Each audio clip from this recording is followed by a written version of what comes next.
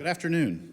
I am Anthony Roscoe, Director of Enterprise Data Architecture for Highmark Health, and I would like to welcome you to this session, Data Justice, Ethical Practices for Equitable Health, part of the HIMSS Health Equity Session Series. Before we begin, please keep in mind, a handout is available for this session. You may access it via the HIMSS 23 mobile app by navigating to the session details page for this session where you can access the handout. The evaluation for this session is located in the same session details page by clicking on the Survey tab. We ask that you please complete the evaluation because your feedback is instrumental in helping HIMSS continue to deliver quality educational content. Finally, you may also claim continuing education credits in the mobile app by tapping on the 3-bar menu icon on the top left hand of the screen. Select About HIMSS 23, Discover, Continuing Education Credits. You may also claim credits by visiting the professional development page on the conference website and navigate to Continuing Education Credits. Now, I'd like to introduce our speakers. Joining us on stage today are Dr. Kelly Brassel. She's the Director of Medical Affairs and Research at PAC Health, a Quest Diagnostics company. Dr. Brassel leads PAC Health's oncology platform and supports the company's research initiatives, content development, and strategic partnerships. She earned a BA in social work from the Catholic University of America, a MS in nursing, and an MA in religion, with a focus on ethics, both from Yale University, and completed her PhD in nursing at the University of Texas Health Science Center Cizik School of Nursing. She has participated in various ethics-related initiatives, including serving as a member of the institutional review boards and speaking on topics related to ethics and healthcare, including most recently as a panelist for the Oncology Nursing Society Annual Congress in 2022, during which she spoke to ethical considerations for digital health research and interventions. Joining her is Dr. Medell Briggs-Melanson, who is the Chief of Health Equity, Diversity, and Inclusion for the UCLA Health System. She's also an Associate Professor of Emergency Medicine at the David Geffen School of Medicine at UCLA. In her current role, she is responsible for the implementation and oversight of organizational structures and initiatives that promote inclusivity and equity among UCLA health staff, patients, and communities. Dr. Briggs-Melanson is also the founder and CEO of Contour Health Solutions, a national advisory firm that partners with health technology organizations and investors to achieve high performance and value by implementing technology that improves the quality, safety, and accessibility of healthcare services for diverse and marginalized populations. Dr. Briggs-Melanson has held several administrative and academic roles throughout her career, focused on innovative healthcare system redesign to advance health equity within diverse communities. In addition, she has made great contributions to federal legislation aimed at improving health outcomes for marginalized populations. Dr. Briggs-Melanson currently serves as the co-chair of the Office of National Coordinator Health Information Technology Advisory Committee. Dr. Briggs-Melanson received her undergraduate degree from UCLA, MD from Harvard Medical School, MPH from Harvard T.H. Chan School of Public Health, and her MSHS from the UCLA Fielding School of Public Health. She has received numerous awards of recognition for her work within healthcare and the community. I am now proud to hand over the mic to Dr. Medell to begin the session. Thank you so much, Anthony, for those kind introductions. And thank you so much to all of you all here. We know that we are the last session of the day, and you all are probably trying to get out and get dinner and beverages and other items. But truly, this topic that we're going to speak about today, and especially we're just going to have a conversation, just Kelly and I, about the importance of thinking about data equity and data justice in order to make sure that we are achieving the most optimum outcomes for all of our patient populations. So before we dive on in, raise of hands, how many of you all are confident with understanding what data justice is, as well as how to apply those principles in your day-to-day activities and organizations? Raise your hand if you're confident about that. Okay, I see some kind of, I see one hand. All right, well, by the end of this session, our goal and our objectives is to make sure that you all understand the principles of data equity and data justice, as well as how you can apply it in your activities, not only when you get back to your organizations, but even here today. So let's dive right on in. To begin,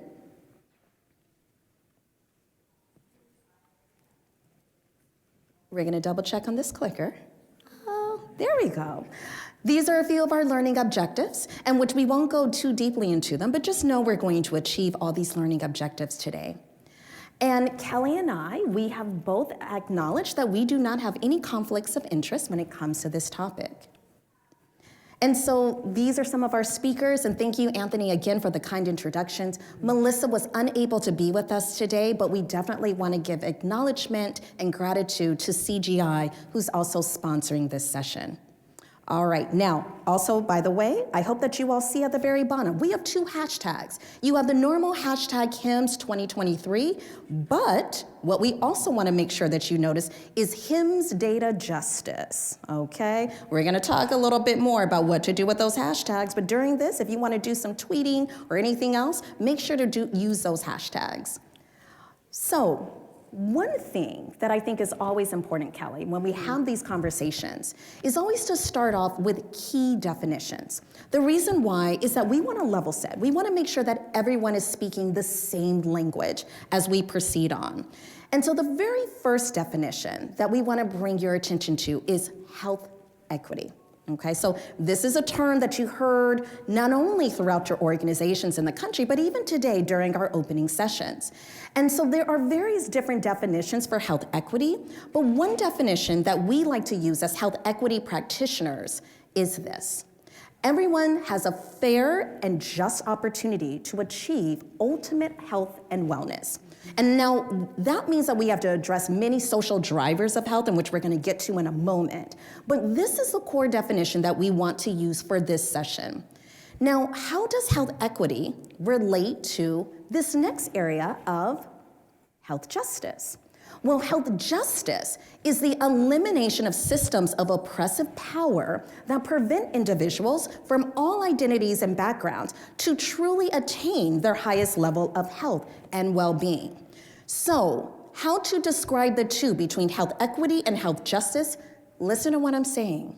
Health equity is a stepping stone to health justice. Our ultimate goal is to achieve health justice. Health equity is when we're trying to optimize everyone's well-being in broken systems and in systems that are riddled with racism and other forms of discrimination. But health justice is when we no longer have those oppressive systems and everyone can thrive. So the ultimate goal, health justice. Now let's bring this back to what we're talking about today. What about data equity? Well, the definition for data equity is fair and impartial collection, distribution, and analysis of data.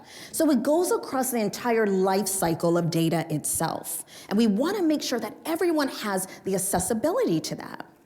But how does that relate to data justice?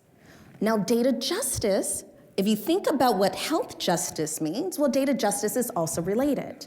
So data justice is fair, ethical, and equitable treatment of data and the individuals and communities that develop and generate that data. And the whole goal of this is that we want to make sure that this data that we're acquiring from individuals and communities, that no one is negatively impacted by it. And in fact, this data is driving ultimate health as well as social outcomes. So that is the definition of data justice. All right, so what really is data justice and why is it important? So just to summarize some of these different factors that we just mentioned, data equity is how we collect data, how we analyze data, how we use data, and making sure we're doing in a fair and just manner. But data justice is making sure when we bring out that data, that we're respecting that data, and most importantly, the individuals and the communities that deliver that data to us. And without understanding these principles, we will not be able to address health inequities, nor will we be able to address data inequities. So we have to understand those four concepts in order to build the most fair and just data infrastructures and healthcare systems. So I've been speaking a fair amount. And so, Kelly, sometimes these concepts can be a little bit abstract, and sometimes people can really understand them more when we apply them to real life situations. Can you provide some of these different scenarios for how we can apply the principles of data equity and data justice? Yeah, absolutely, Medell, and thank you for the opportunity. One that many in the audience might be familiar with are the recent modifications to EGFR and the way that we apply or actually decouple perceptions of race from the calculation of EGFR. As you may know, if you work in the healthcare space, this is a calculation that's used to help us understand more about kidney function. And initial studies that were used to inform the development of these algorithms that are used to calculate an estimated glomerular filtration rate only had 12% of participants who were Black. Yet from that data, and that population, which consisted of both men and women, trends were identified that showed slightly higher estimates in Black participants in the study than white participants. As a result of that, a jump was made to apply race-based calculations to EGFR. And what we've discovered with emerging evidence and research and science and clinical practice is that by creating a higher threshold for Black individuals to have clinically actionable intervention for their kidney function, we're actually missing opportunities to intervene sooner for kidney dysfunction.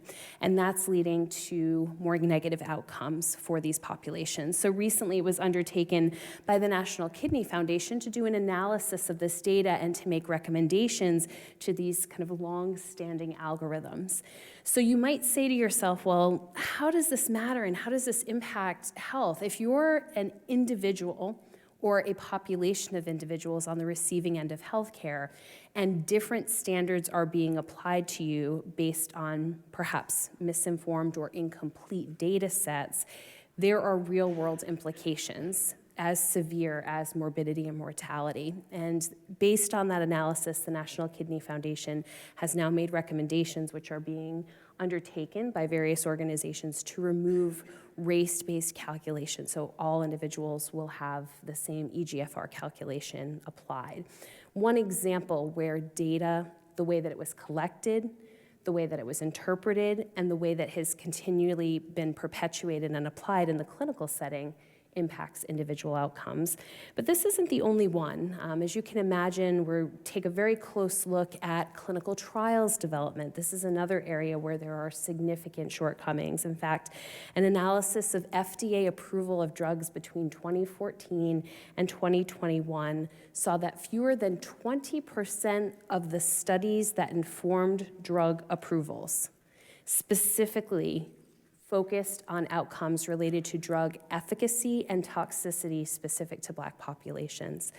What this means is now you have an FDA-approved drug or device that's being applied uniformly to various populations who could potentially have different types of reactions or adverse events and side effects of these drugs, and potentially even different efficacy of the drug. And if it's not well informed by that data, we don't have a good understanding until we actually apply in the real world and observe consequences of how these drugs may impact the well-being of others. Finally, I want to talk about a more recent example as well, Medell, and that has to do with our experience of COVID. And so when we think about populations and how data was applied during the COVID, the height of the pandemic, it was actually discovered that Native American and Indigenous communities had underreporting of COVID data, even though they were some of the most negatively impacted in terms of morbidity and mortality.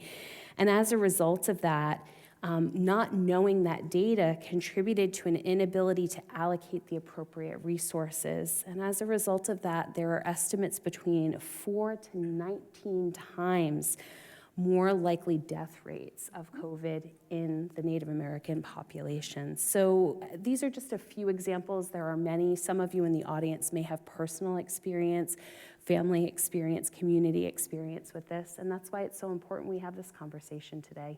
Absolutely. And those are really excellent examples. And we're going to get a little bit more into race and especially ethno-racial categories a bit more and how we have to be very thoughtful about how we apply that. But what you were mentioning about the COVID-19 pandemic, absolutely. We know that specific populations throughout not only our country, but many other countries, especially our lower income populations, as well as many of our marginalized communities of color, had underreporting, but yet disproportionate higher levels of disease, not only getting the disease, but also from death from that.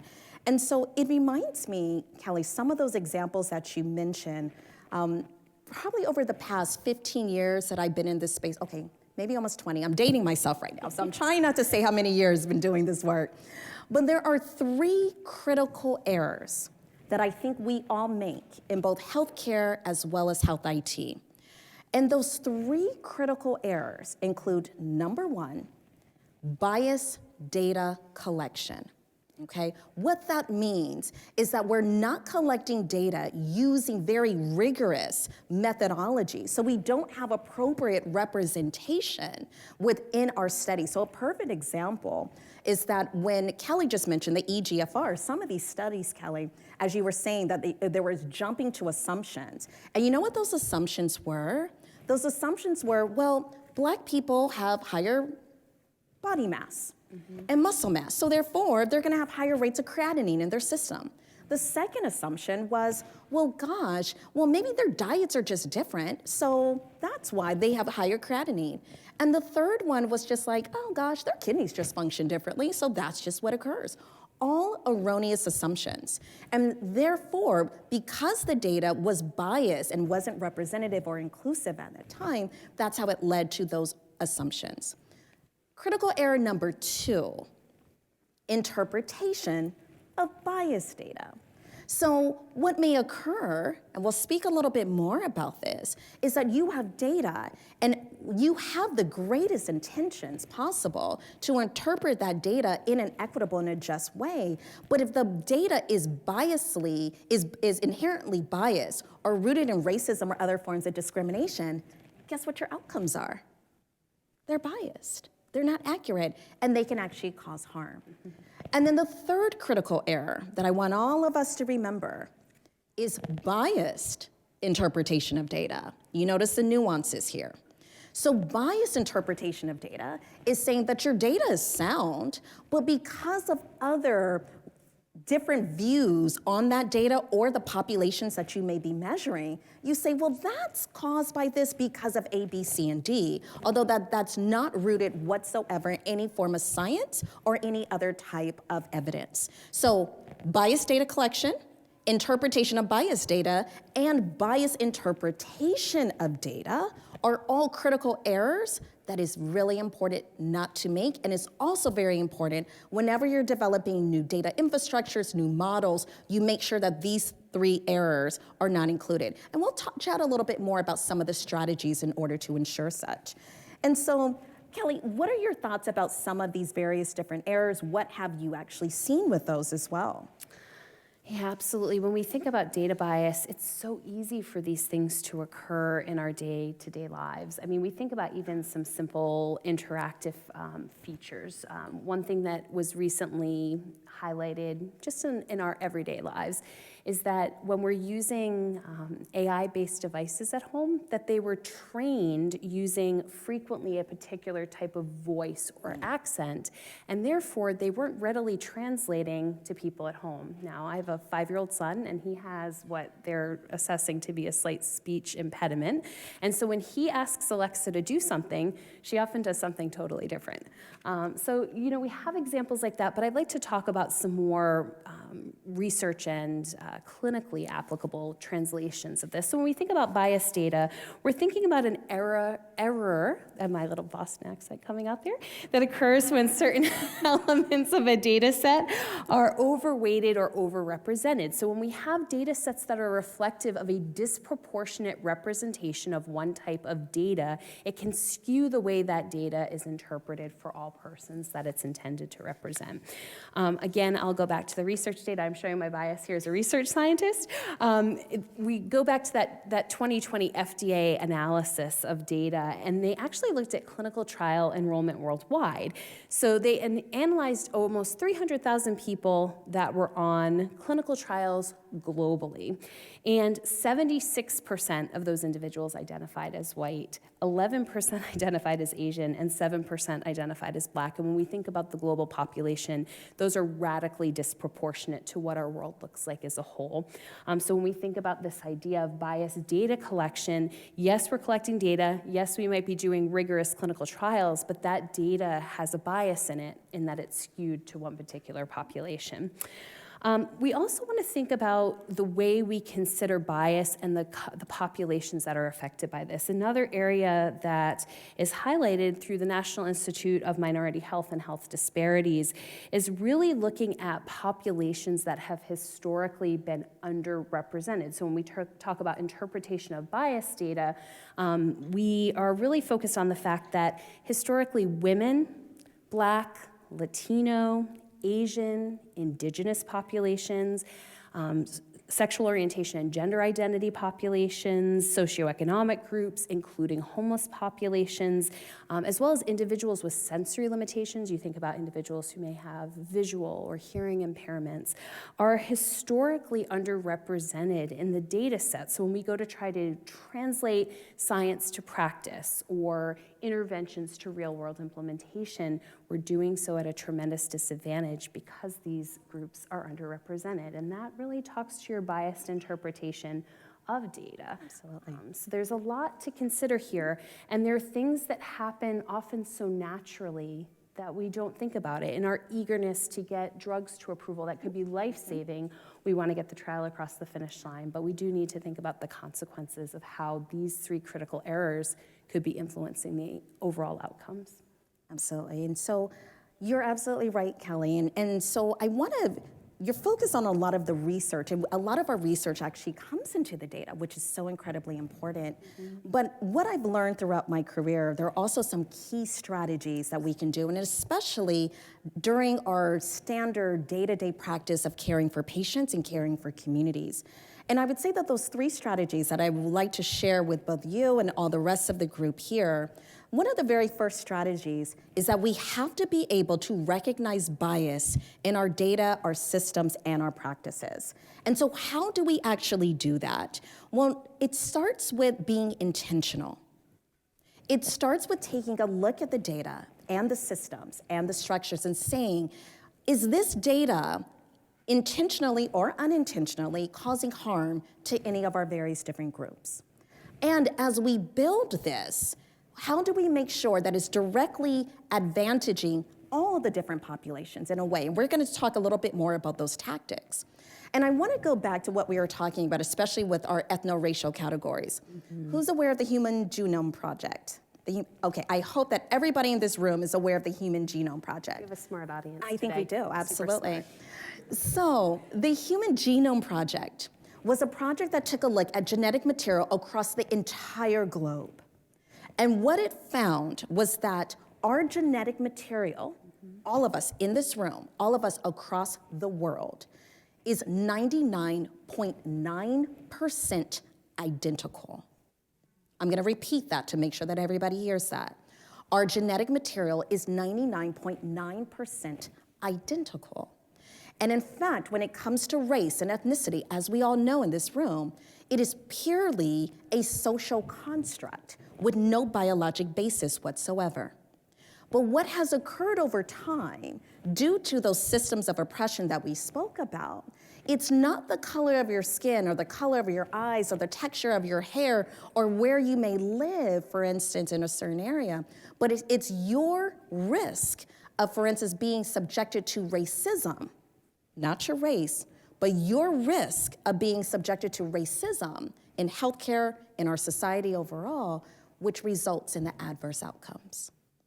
So I bring that into saying this because this is not something that just recently occurred, and especially after the COVID pandemic or after the social justice movements that we've all seen that started off in 2020. all of this, a lot of our healthcare and medicine that is rooted in racism and other forms of discrimination started generations ago, even when it started off with the pseudoscience from scientists in both Europe as well as directly within the United States, that clearly stated and came up with these theories that, for instance, Black people and other people of color, for instance, had less developed nervous systems, and therefore they didn't really feel as much pain. So when you look at how that's now been propagated into today's society, we have countless studies about how Blacks and Latinos are undertreated when it comes to their pain. But it started generations ago, but yet we still see it in today's world. So that's why we have to pause and intentionally start opening our eyes as an industry, as a country, as a world, and saying, we know from science that we're the same, and we have the same genetic material, but now we have to make sure we are not perpetuating forms of discrimination and oppression. So how do we do that? Well, one of the very first ways that we do that is that as we're taking the data and as we're developing all of these new models and thinking about how to use data in all these fantastic ways, we have to pause and say, are we building upon pre-existing systems that are rooted in discrimination? Now, we spoke a large amount about the EGFR, and so I'm gonna say right now, I am very proud of my organization at UCLA Health because we do not have race-corrected algorithms when it comes to EGFR in our system.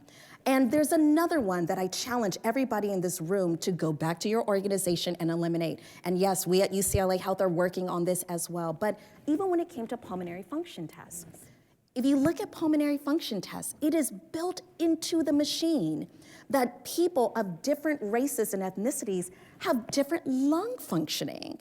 How is that?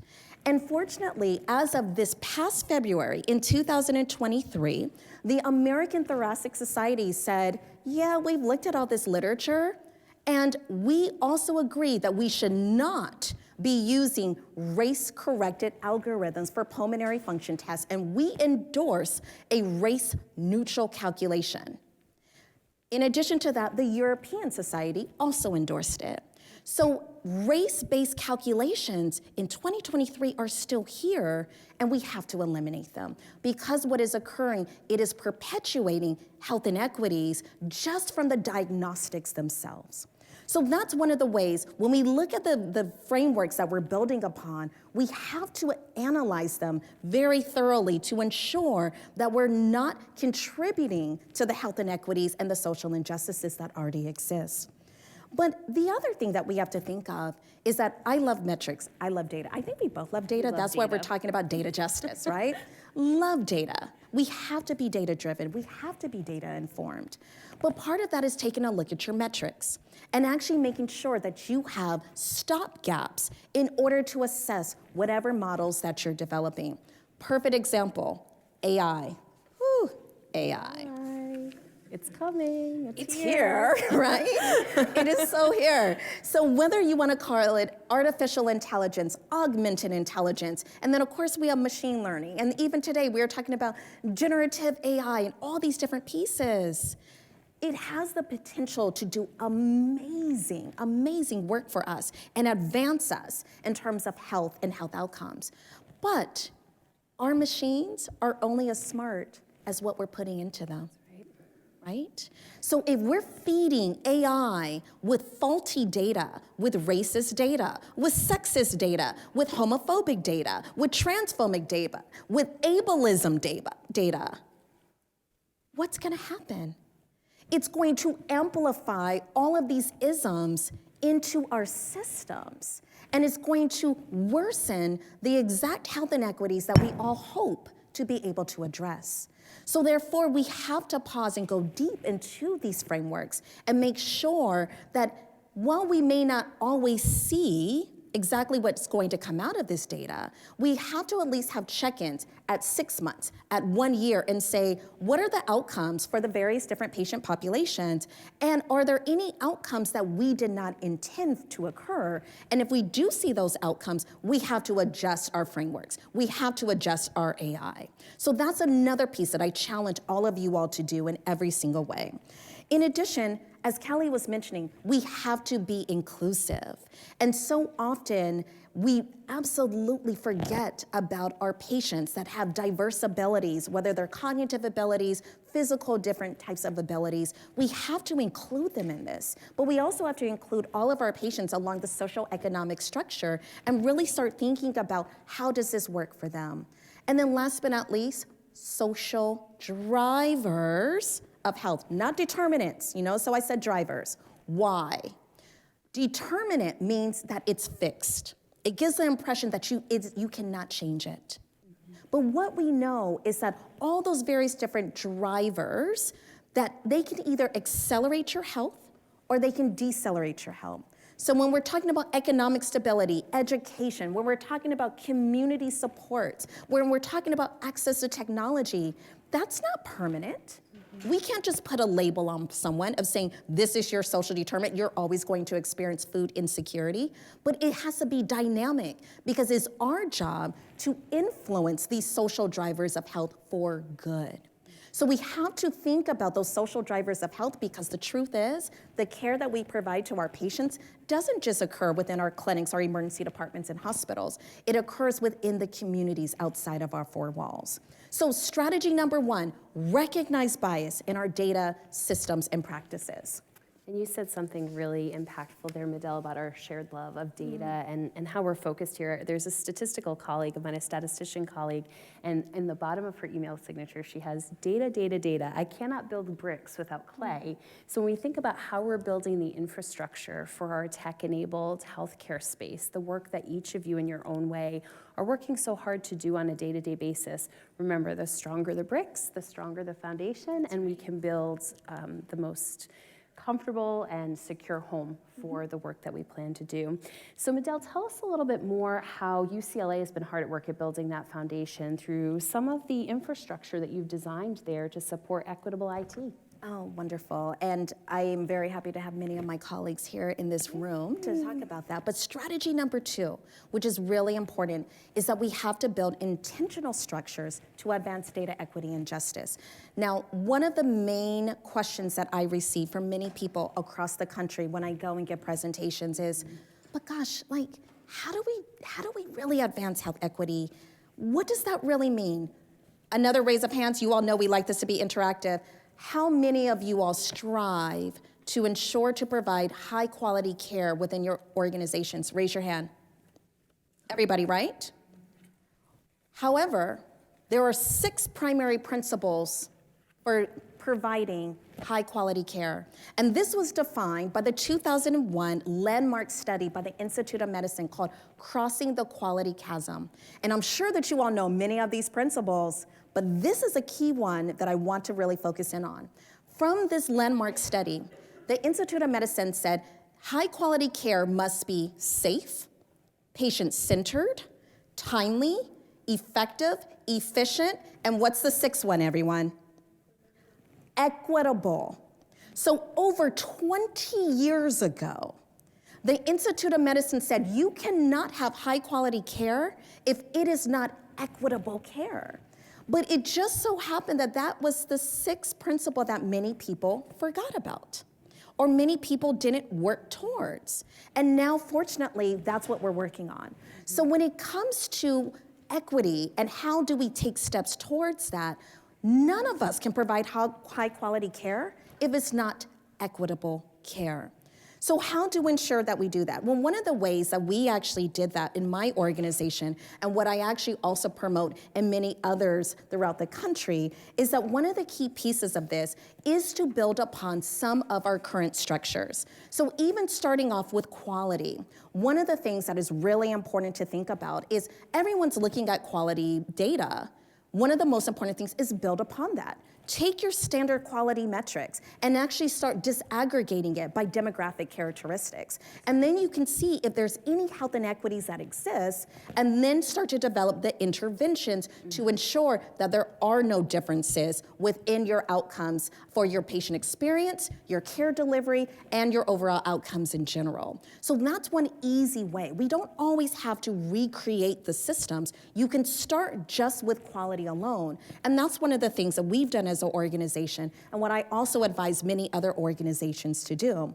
But the other piece of this is that it's really important to develop a governance structure. And the reason why this is so critical is that none of us can actually do this alone. And so one of the things that we've done within my organization as well is to develop a data infrastructure, governance structure, in which we take a look at our electronic health record system and all of our other enterprise-wide technologies in order to ensure that we are supporting the most equitable and just practices possible. And on this governance team includes, of course, myself as the Chief for Health Equity, Diversity, and Inclusion, as well as many members of my office, but of course includes health IT, quality, as well as patient experience, and other key stakeholders that are so incredibly important to comprehensively look at how we're designing our system, as well as what data that we're allowing in or allowing out.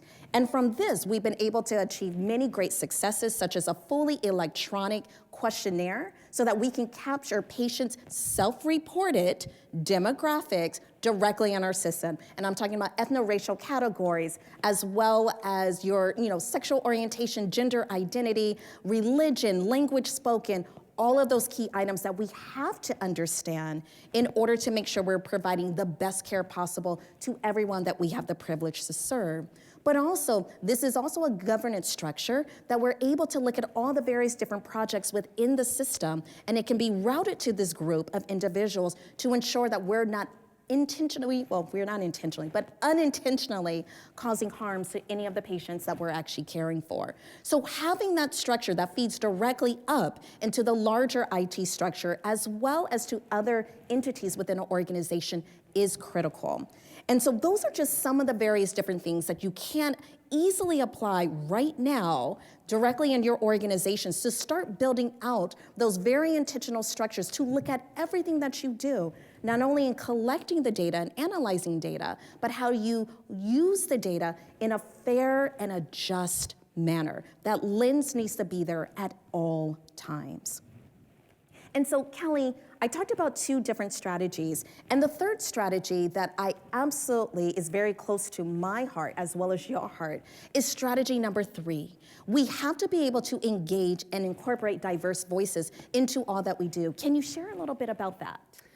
Yeah, absolutely. And I would challenge, the way that we think about diversity and inclusion. So we're starting to see more of that language included in our day-to-day operations, our organizational mission, vision, et cetera. But when we think about this as a strategy for creating data justice within organizations, we really have to ask, who's within our community that we serve?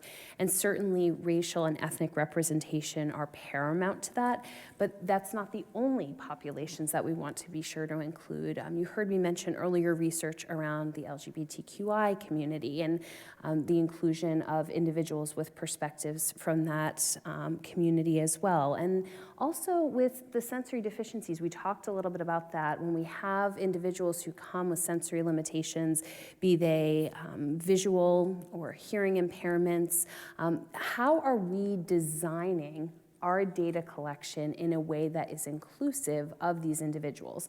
So we start at the top by making sure that when we have organizational structures to integrate DEI, that we're inviting diversity to the table in its many forms. And that also then when we're collecting data in the real world setting, whether you're working in a health system or other organizations, that we're doing so in a way that is both inviting and inclusive. So when we think about the types of technology we have, for example, if all data has to be completed on a kiosk, for example, in the waiting room of your hospital, is the print visible? Is it readable to someone who might have a visual limitation? Does it have an audio component for someone who may need to have it read to them? Do we have other means of signaling to people that we have a safe and inclusive space for their data to be shared? Be that their gender identity, be that their citizenship status, be that any of the things that can dramatically impact their comfort level with sharing information. So we start with really making sure we have, and we talk about this term a lot, seat at the table. And that's a starting point. What we want people to have is a voice at the table, that they're not just there as a tokenized representative of these communities that we seek feedback from.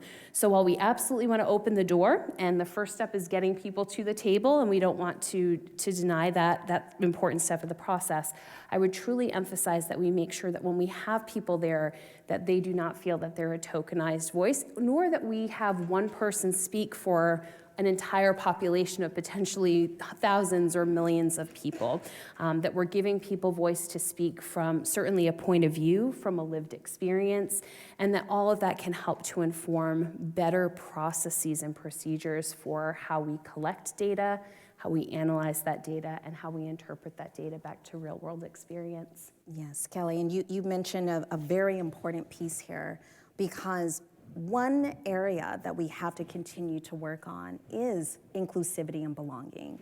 And the shared expertise, as well as the various different forms of innovation, as well as insights, is something that is critical to this work, because my lived experience may be different from your lived experience, and our lived experiences together actually allow us to really accelerate how we look at our systems that we're building and making sure that they're functioning to benefit all. And that's what we're all trying to get to. So it's not only the representation, as you said, but it's having a voice that is heard and making sure that we have that sense of belonging in the contributions where all are respected, and we make sure to bake that directly into our systems. So we've talked about a lot today, right? We have really been looking at all of this of, gosh, everything from what data equity is, and which is the fair and the impartial both collection, utilization, and analysis of that data. But we've also talked about justice, making sure that we are respecting the individuals and the communities in which data is derived from, and ensuring that as we incorporate it into our infrastructures and our models, that it's not inadvertently causing harm. And so we also discuss a few of the 3 critical errors that we tend to see that none of us in this room are going to make, right? And that is, of course, biased collection of data, and then also looking at the interpretation of biased data, as well as biased interpretation of data. And this is just the tip of the iceberg, because I feel like there's even more that we need to go forward and talk about. But Kelly, what are some of your additional pieces here, especially in terms of the strategies to that? Yeah, absolutely. When we talk about the strategies, this can often feel overwhelming. So my first point of view here is don't feel like you have to tackle it all, or don't feel so overwhelmed by the scope of what needs to be achieved that you're paralyzed to take that first step. We talked about recognizing the bias in data systems and practices. And we can do that by simply asking some questions about how things are processing within our own institutions. Medell, would you like me to go and proceed on to some of those questions? Yeah, absolutely. That would be fantastic. Some of the things that we want you to walk away from today as you're thinking about this topic is, what are some of the biggest barriers that you've seen or that you anticipate as you think about actually implementing more equitable or ethical data practices within your organization? What are some of the biggest things that you think would prevent that from happening today if you walked out the door? The second is, how do we as a community of data practitioners and or organizational leaders hold ourselves accountable to better data practices? What is something that we could be doing immediately to help to ameliorate or address some of the limitations and data bias in our current systems? And then what should or could information technology companies do differently to drive more equity as they're partnering in the healthcare space? How can we build platforms and IT solutions that put diversity, inclusion, and equity first as we start to build these processes out? Those are all really important considerations, and I hope that you all paid attention to those questions, because those are questions that we want you to ask yourself now, but then definitely when you get back to your organization. But there's a few additional pearls that we would like to leave you with, and the very first pearl is one of the pearls that I actually use within my organization and also use directly within many other organizations as well. And the very first pearl, and I'm going to go back to this because I don't want you all to see that yet.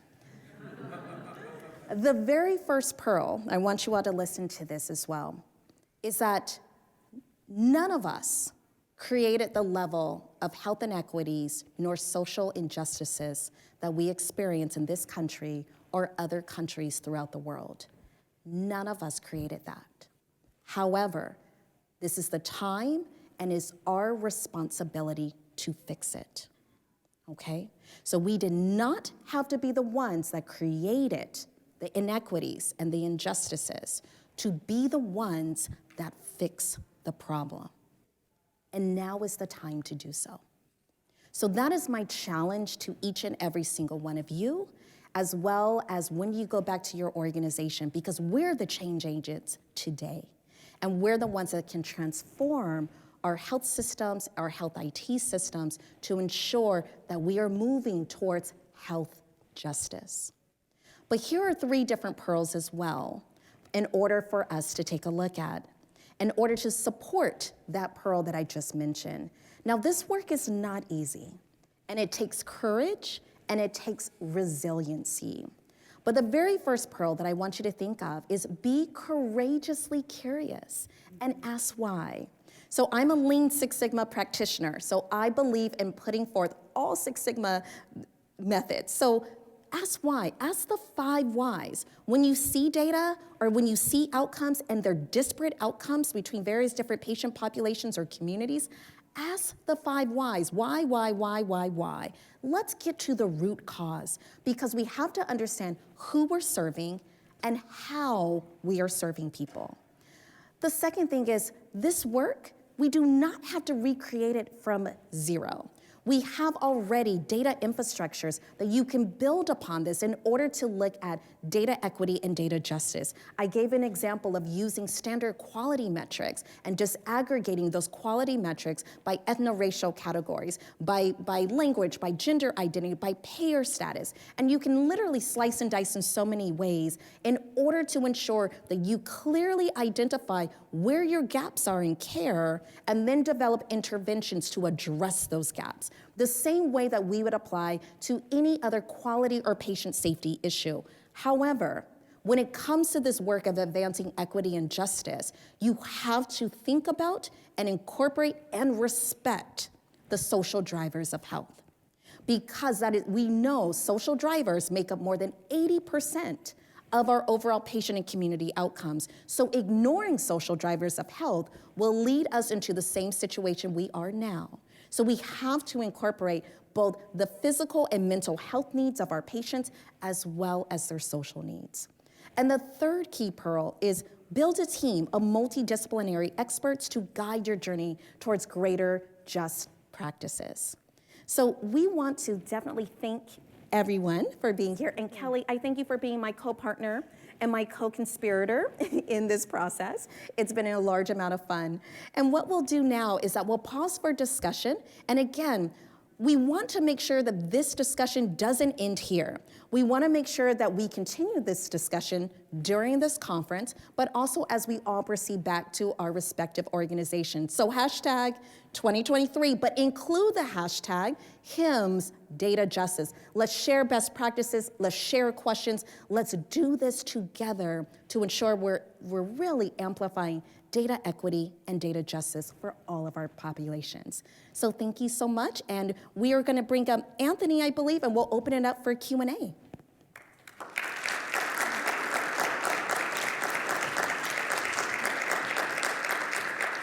Thank you both very much, and I will say challenge accepted. Excellent.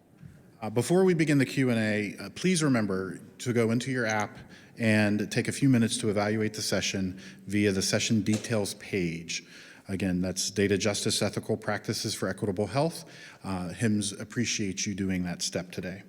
If you do have a question, we ask that you approach one of the microphones so that everyone can hear, and we'll begin that now. This was a great discussion. Thank you so much for it. Thank you.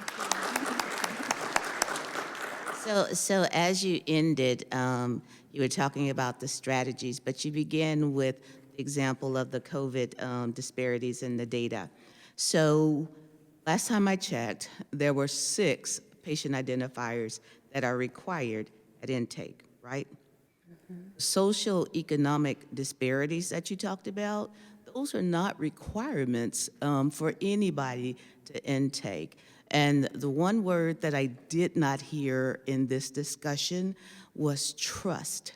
So those communities that you're talking about, going to pull that data, to get that data, they have a distrust generally for additional information about themselves that they just don't want to do. So when you talk about our organizations going back, what is it that we need to do to go into those communities to start that trust for them to be able to freely give that information? I know my organization started something in one of the neighborhoods that I guess would be one of those type neighborhoods with low socioeconomics. And so what they did was they started a feeding program, right? So there you go. You just went into the community to start that trust. And that's where the sharing of information starts. So I would like to see you add that to your discussion about the social economic disparities. 100%. Thank you for that. And I would actually add even more than just socioeconomic are all of our various different racial groups as well. So there has been a long history of lack of trust in this country, and we know that, and it's all valid. We've had a large amount of medical experimentation, especially when it comes to healthcare. We have literally taken from low-income communities, taken from low-income communities of color, and have not given back. So the amount of lack of trust is 100% valid in every single way. And I'm happy you brought that up about socioeconomic status and how oftentimes people do not want to reveal it. I can tell you one of the things that we did is that we incorporated the social vulnerability index score into even all of our vaccination algorithms in order to make sure that those that lived in communities that had a higher level of social vulnerability went to the front of the line in order to receive their COVID vaccines. And we still incorporate the social vulnerability index score, as well as the area deprivation index score, as well as the healthy places index score. There's so many of them into our systems to take account to that. But trust is key. And so one of the things that I do in terms of my role is that my role focuses on 3 pillars: our people within the organization, the patients we have the privilege to serve, and our communities. And part of building trust is about partnering with community and giving to community. You notice I say giving only, not taking. Not taking. We're done with that. It is giving and investing into community. And one of the things, even for we as UCLA Health, we are an anchor institution. And so to your point about building trust and making sure that we have the appropriate exchange of data and our community understands the data and they inform the data and they help to design the data infrastructures, that comes with being truly present in community and partnering and co-developing the initiatives. And so that's one of the things that we are already doing, for instance, in UCLA Health, and not just even starting with data, but just saying, hey, what do you all need? What do you think are the critical factors in your community? Because you're the expert, we're not. And we are here to uplift, we're here to invest in you and what you think is most important for the community. So that's an important piece of trust, and I agree, as part of the strategies when you're thinking about that data collection in particular and how to utilize data appropriately so that it does not impact our communities, especially our most vulnerable and marginalized communities. So great question and comment, thank you. Come on up. We're all friendly. Yes. Yeah, hi. I just wanted to say thank you so much for your discussion, and this is a really important topic to talk about, so I really appreciate it. I am a clinical informaticist, and our organization's on the green with our DEI journey, maybe a little dark green, I would say. But, we just started a governance process, and I'm kind of leading the charge and looking at our HR system and finding those gaps and seeing where we can improve with our data collection in this space. So I'm curious, I know you mentioned with UCLA, your organization, that you had a patient questionnaire, but I was wondering if there was any other actionable changes that your your governance made, or things that you identified that you could change within your EHR? 100%. So the questionnaire was just a start, because you can't actually look at your data if you have erroneous data to begin with, right? So what we found was that we had a large amount of missingness for a lot of our various different demographic data, and we also had a large amount of data that was not accurate because it was just assumptions that were made and just put into the system. So you can't drive true analyses if the integrity of your data is flawed. And so from even just that initial questionnaire, and the team can tell you, we had a lot of lessons learned, a lot of lessons.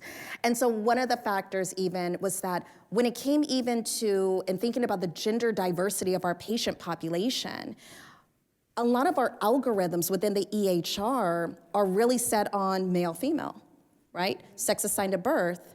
But then we now have gender identity as well. And then we have people that are also transitioning also. But we wanted to make sure that we're upholding the highest level of clinical excellence. But so many of the various different data algorithms, as well as the even blood transfusion algorithms and lab algorithms, are linked to some of these other fields. So we and I can't share all the different things because I can talk to you afterwards and the team, because we have a long list of things that we had to correct, but it allowed us to actually then, through this process, say, oh, this is a problem, we need to fix that. That's a problem, we need to fix that. And it's now just been a cascade of us making our entire EHR just more equitable in many ways. Even we have an AI governance team that we're also looking at it from an ethical and a bias standpoint of saying, how do we make sure that we have those algorithms and those criteria so we do not allow bias in there? So for us, it hasn't been kind of like piecemealed. It's now part of the cultural transformation of our organization, where we're playing that equity and that justice lens on all that we're doing in multiple different spaces, not only of our electronic health record system, but of course throughout all of our organization's practices.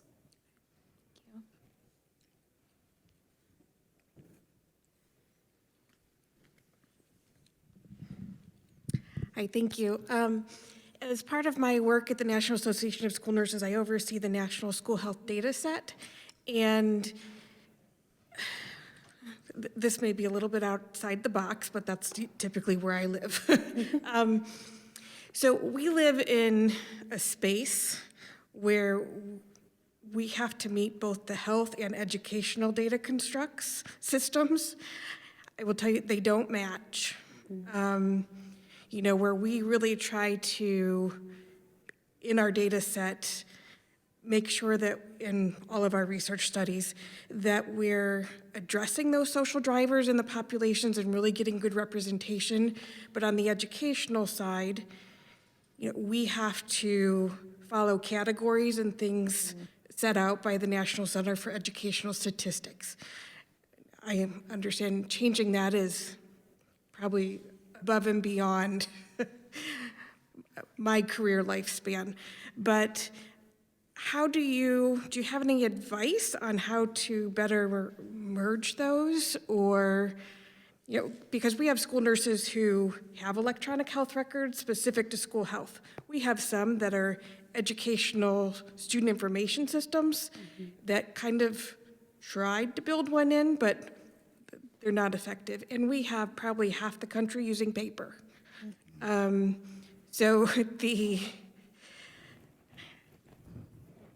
Our issues are many in trying to collect accurate, just data. Do you have any suggestions on how to better merge the two worlds? Knowing that in education right now, the discussion of social drivers and all of it, it's just not going anywhere. Sure. Yeah, I'll comment. I think to Medel's point, you're in the space of the courageous questioning, courageous curiosity. As you alluded to, certainly this is a question that goes beyond the walls of what is ethical, what is within our data, to questions around how governments influence what we are and are not able to include in that data, and you're in a very tumultuous time to be answering those questions. I think, starting with what you have is in your sphere of control. That's usually my first point. What can I influence? What can I raise as the courageous questions in the environment I work in? Even if it's a small change that doesn't get you 100% of the way there, you're on the path to saying a change is possible. So whether that is dialogue about the infrastructure or technology that you use within your system to collect this information, exploring what vendors might be available that might give you a more robust and inclusive data source to meet both the educational and health needs. And that could be one starting point. But even I think in the space that you're in, having the courage to start the conversations about how do we address these needs in a safe, inclusive way in the current climate in which school systems are having to operate. And so I think you have a challenging road ahead, but I think Medel's advice on courage is the first recipe here, and start with what is in your immediate sphere of control. And if I can add one thing, I know we're almost at time. It reminds me of where we even are as healthcare. And so, as mentioned, I'm the co-chair of HITAC, and ONC's primary objective has been looking at interoperability, but now also interoperability of social driver data.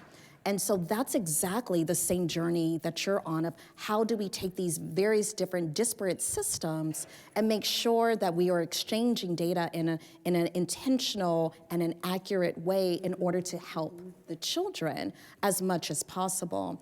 And so I completely agree with everything Kelly's mentioning, but what I would also add on to that is watch the journey that we're taking, just even with healthcare and public health and all of these other systems, and having that courage to say we should be doing something similar to what we're doing in terms of making sure all of our systems are able to communicate effectively, and likely starting small, locally, as Kelly mentioned, and hopefully you can be the main change agent to drive this nationally. Well, I definitely ask a lot of questions. That's not a problem. Wonderful. Thank you. We are at time today. I would like to ask for one more round of applause for our speakers.